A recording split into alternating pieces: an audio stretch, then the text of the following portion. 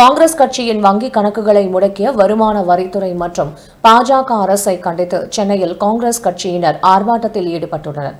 சென்னை சத்தியமூர்த்தி பவனில் காங்கிரஸ் கட்சியின் வங்கி கணக்குகளை முடக்கிய பாஜகவின் கைக்கூலியாக செயல்படும் வருமான வரித்துறையினரை கண்டித்து காங்கிரஸ் கட்சியினர் ஆர்ப்பாட்டத்தில் ஈடுபட்டனர்.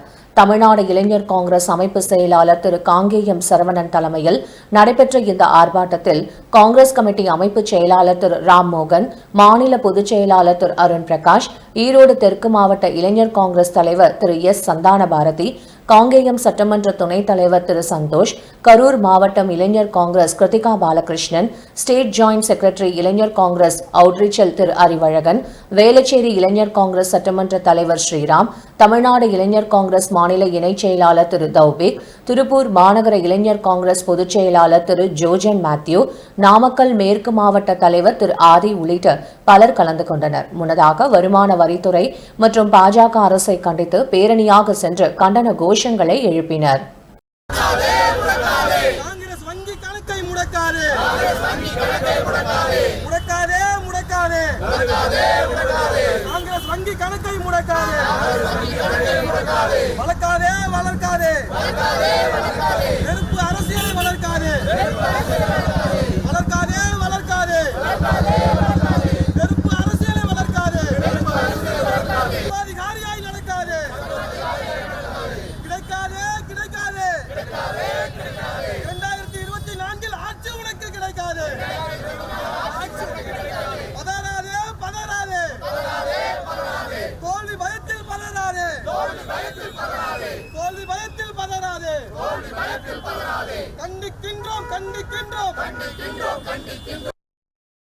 இதனையடுத்து செய்தியாளர்களை சந்தித்த தமிழ்நாடு இளைஞர் காங்கிரஸ் அமைப்பு செயலாளர் திரு காங்கேயம் சரவணன், பாஜக என்ன செய்தாலும் தலைவர் ராகுல் காந்தி தான் அடுத்த பிரதமர் என கூறினார்.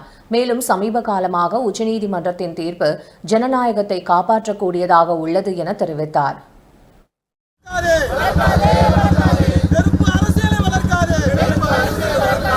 தமிழ்நாட்டில் இன்னொரு வாரத்தில் எலெக்ஷன் வரப்போகுது. இந்த நாமினேஷன் தாக்கல் ஒரு 3 நாளில் முடிய போகுது.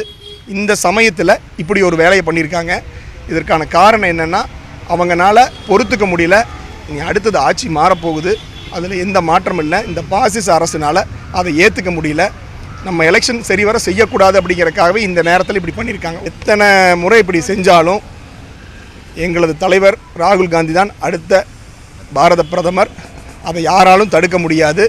எல்லாத்துக்கும் எங்களுக்கு ஒரே ஒரு மன ஆறுதல் என்னன்னு கேட்டிங்கன்னா, சமீப காலமாக நமது உச்சநீதிமன்றம் கொடுக்கின்ற தீர்ப்புகள் ஒரு நியாயமான தீர்ப்புகளாகவும் ஜனநாயகத்தை காப்பாற்றக்கூடிய தீர்ப்புகளாகவும் வந்துட்டு இருக்குது. அதை நாங்கள் ரொம்ப மதிக்கிறோம், ரொம்ப சந்தோஷமாகவும் இருக்குது. இப்படியாவது ஜனநாயகம் காப்பாற்றப்படுகிறதே அப்படின்னு சொல்லி